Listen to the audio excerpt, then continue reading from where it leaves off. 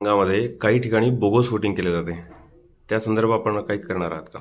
नक्कीच काही बूथ असे आहेत की काही मतदान केंद्र असे आहेत की जे अतिशय संवेदनशील आहे, ज्या ठिकाणी जाणीवपूर्वक ठरवून चुकीच्या पद्धतीने बोगस वोटिंग करण्याचा प्रकार हा मागच्या काही काळामध्ये सुद्धा घडला आहे.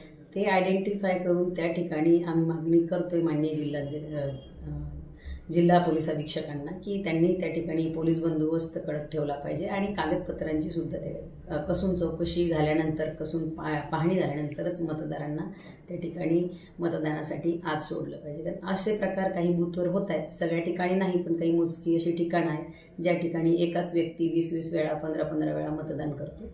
ते थांबवलं पाहिजे, यासाठी आमचे प्रयत्न आहेत.